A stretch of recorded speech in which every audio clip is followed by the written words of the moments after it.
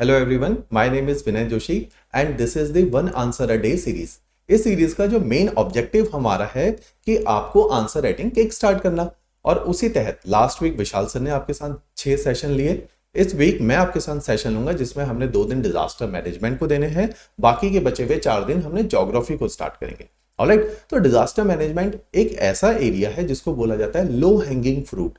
अगर हमें जैसे एचएस एग्जामिनेशन एक उस प्रकार के एग्जामिनेशन है जिसके अंदर हमें कॉम्पिटिटिव एग्जामिनेशन है ये आइडेंटिफाई करना है कि वो एरियाज जिनका सिलेबस कम है लेकिन वेटेज ज्यादा है एग्जामिनेशन में, अगर ऐसे एरियाज को हम राइटली आइडेंटिफाई कर रहे तो हमारा बहुत कम एफर्ट में और 1 साल में ये पेपर क्वालिफाई हो जाता है। तो उसी तहत मैं 2-3 डोमेन आपको बताता हूं। एक डिजास्टर मैनेजमेंट एक डोमेन है जिससे 3 सवाल हर साल आते हैं, छोटा सा डोमेन है। एक डोमेन है इंडियन सोसाइटी, छोटा डोमेन है, 1/3 वेटेज है GS1 में। एक डोमेन है गवर्नेंस, एक डोमेन है स्पेस, एनर्जी, एग्रीकल्चर GS3 में, जिनसे सवाल ज्यादा आते हैं लेकिन सिलेबस बहुत कम है। अगर हम इन एरियाज पे फोकस ज्यादा करें तो आप देखोगे कि बड़े थोड़े से एफर्ट्स में बहुत ज्यादा नंबर आते हैं। तो उसी तहत आज हम डिजास्टर मैनेजमेंट को भी अप्रोच करने वाले हैं। अब डिजास्टर मैनेजमेंट में हर साल 3 सवाल आते हैं। सिलेबस में एक बार आपसे क्विकली डिस्कस कर लेता हूं, फिर आज के सवाल को हम लोग डिस्कस करेंगे। सवाल है कि हिमाचल किन प्रकार के डिजास्टर से वल्नरेबल है, जिस पे मैं आगे आऊंगा। आर्ट ऑफ आंसर राइटिंग भी बताऊंगा। देखो, हर प्रकार के सब्जेक्ट की कुछ स्पेसिफिक डिमांड होती है आंसर राइटिंग को लेके। डिजास्टर मैनेजमेंट की अपनी कुछ डिमांड है, उन डिमांड को हम लोग फुलफिल करेंगे।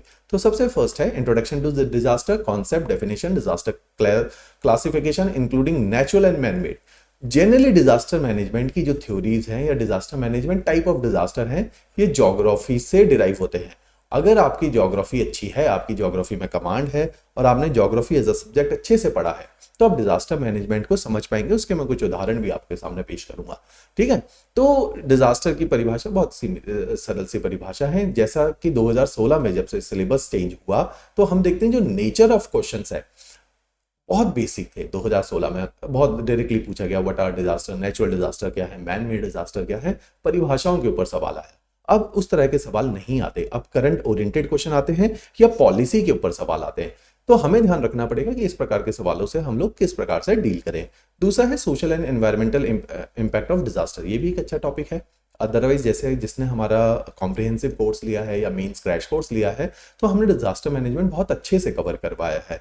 अगर आप देखेंगे अलाइड के अंदर और नायब तहसीलदार के प्रीलिम्स के अंदर डिजास्टर मैनेजमेंट से भी सवाल आते हैं, तो वहां पर भी हम डिजास्टर मैनेजमेंट बहुत अच्छे ढंग से कवर करवाते हैं। ऑलराइट, तो फिर है डिजास्टर प्रोफाइल ऑफ इंडिया। ये पूरा का पूरा ज्योग्राफी से ही ड्रिवन है। अगर हमारी ज्योग्राफी में कमांड है, हमें ज्योग्राफी की अंडरस्टैंडिंग है, तो हम इसको बहुत अच्छे से समझ सकते हैं।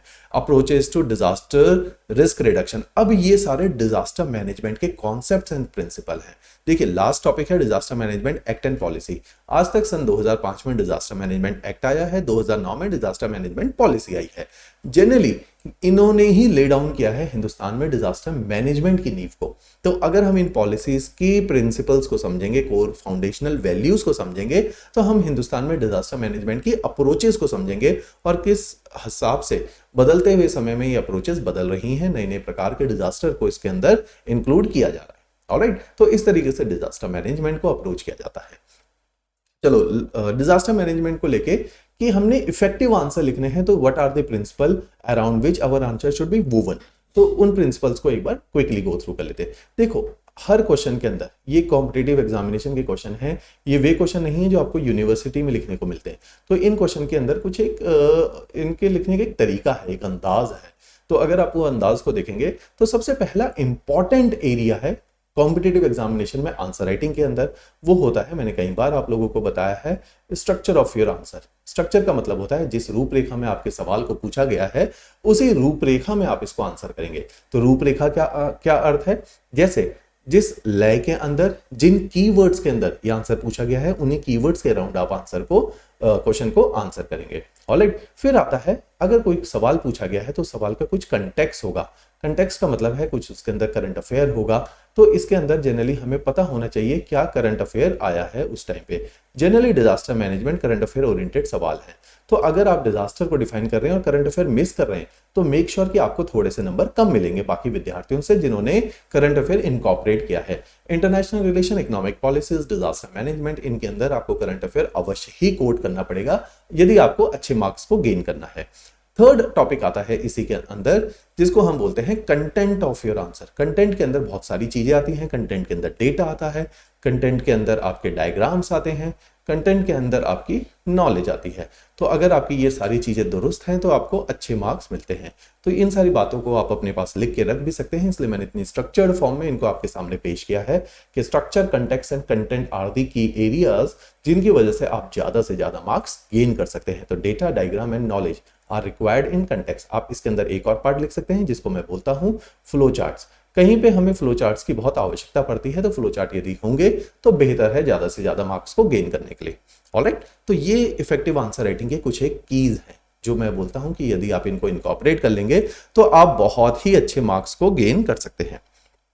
चलो, नंबर फर्स्ट क्वेश्चन बहुत सरल सवाल है लेकिन क्वेश्चन है 8 मार्क्स का। अच्छा, एक चीज मैं आपको जरूर बताऊंगा, यदि 8 मार्क्स का क्वेश्चन है तो आपने 2-3 चीजों का बहुत ध्यान रखना है। आपने इंट्रोडक्शन मिस नहीं करना है। जनरली मैं 4 नंबर के सवाल में कहता हूं कि इंट्रोडक्शन मिस किया जा सकता है, लेकिन 8 और 20 नंबर का यदि सवाल है तो इंट्रोडक्शन मिस करने का कोई मौका ही नहीं होता या आपके पास कोई एक्सक्यूज नहीं है। फिर एक बॉडी पार्ट होता है जिसके अंदर आप बताते हैं कि पूरे क्वेश्चन को काफी विस्तार में आप अप्रोच करते हैं। फिर एक कंक्लूजन होता है। कंक्लूजन हमेशा किसी भी समस्या है तो उसका एक पॉजिटिव कंक्लूजन होता है, तभी उसे कंक्लूड किया जाता है। तो कंक्लूजन हमेशा पॉजिटिव नोट पे हो तो बेहतर है। ठीक है, हर क्वेश्चन में कंक्लूजन लिखा जाए आवश्यक नहीं है। डिजास्टर मैनेजमेंट एक ऐसे एरियाज है जहां पे क्वेश्चन, क्योंकि डिजास्टर अपने आप में एक समस्या है, तो अगर कंक्लूजन लिखोगे तो बेहतर है। कहीं ना कहीं पॉजिटिव नोट को आप स्ट्राइक कर रहे हो। आप एक ब्यूरोक्रेट बनने वाले, bureaucrat is known for their solution giving approach, तो उनकी एक जो अप्रोच है वो पॉजिटिव होनी चाहिए। समाज में दृष्टिकोण जो है वो ऑप्टिमिस्टिक होना चाहिए, तो वो ऑप्टिमिज्म आपके कंक्लूजन के अंदर दर्शाता हुआ दिखना चाहिए। ऑलराइट, चलिए जी, सवाल है कि हिमाचल प्रदेश में जो है किस प्रकार के डिजास्टर आ सकते हैं। ठीक है, 8 नंबर का सवाल है। इंट्रोडक्शन में क्या लिखेंगे? आप लिखेंगे इंट्रोडक्शन में डिजास्टर क्या होता है। आप बताएंगे कि डिजास्टर, एक लाइन में क्या परिभाषा है डिजास्टर की और हिमाचल के अंदर क्यों डिजास्टर आते हैं। तो अगर हम हिमाचल की प्रोफाइल को देखेंगे तो अगर आप देखें कि हिमाचल हिंदुस्तान के उस कोने पे है जहां पे, अब हम यहाँ पे देखो डिजास्टर जनरली हिमाचल की अगर हम बात करें, 8 नंबर का सवाल है, 500 प्रकार के डिजास्टर आ सकते हैं। हमने सोचना है एग्जामिन कीवर्ड है। ठीक है, एग्जामिन कीवर्ड का मतलब क्या होता है? जब हम डायरेक्टिव को देखते हैं तो एग्जामिन है गंभीरता से विचार करना, गहराई में विचार करना।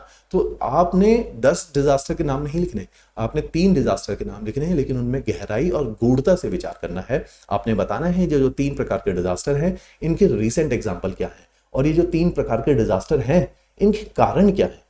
तो अगर आप इसका इंट्रोडक्शन लिखेंगे, अगर मुझसे कोई पूछा जाए इसका इंट्रोडक्शन क्या होगा, तो मैं बोलूंगा इसके इंट्रोडक्शन में आप लिखेंगे कि हिमाचल प्रदेश एक ऐसी जगह पे स्थित है जो प्लेट टेक्टोनिक, देखो ज्योग्राफिकल नॉलेज दिखाने का पूरा मौका है, डिजास्टर का सवाल है।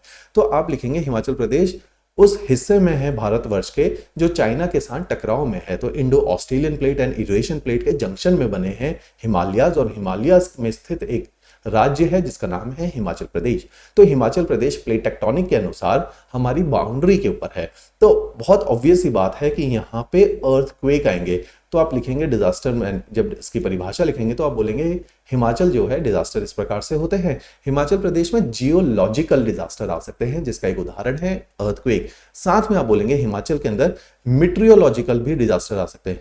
मीटियोलॉजिकल का अर्थ है कि हिमाचल के अंदर क्लाउड बर्स्ट हो सकता है, क्योंकि जहां पर पहाड़ हैं और हिमालय जैसे पहाड़ हैं, मॉनसून के समय में, जैसे इस साल भी हमने देखा मॉनसून के समय में अचानक से ऑरोग्राफिक, देखो कीवर्ड्स, ऑरोग्राफिक लिफ्टिंग हो सकती है। उस ऑरोग्राफिक लिफ्टिंग की वजह से यहाँ पे अनेक प्रकार के डिजास्टर आ सकते हैं।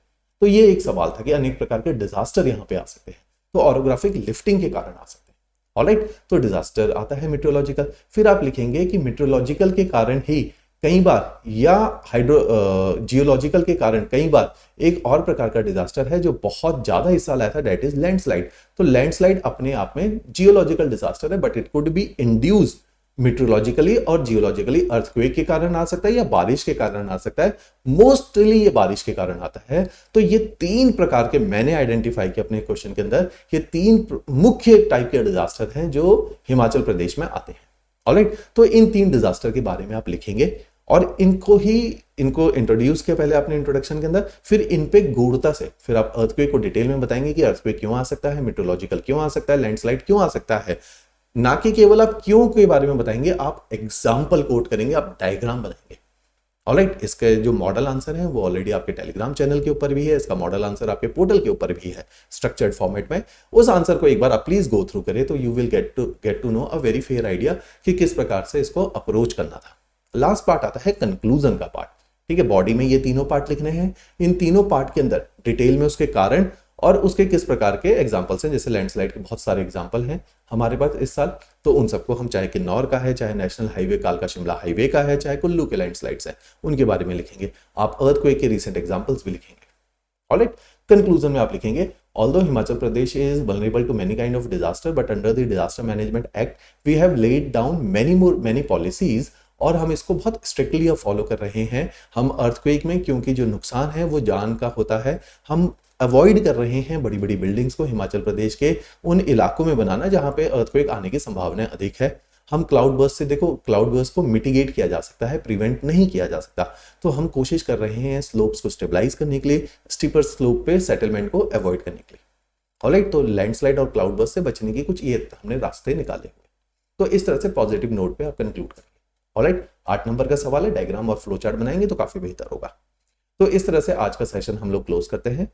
कल हम फिर से डिजास्टर को पिक करेंगे और कल जो हमारा टॉपिक रहेगा डिजास्टर की पॉलिसी से रिलेटेड रहेगा। ऑलराइट, चलिए, थैंक्स अ लॉट।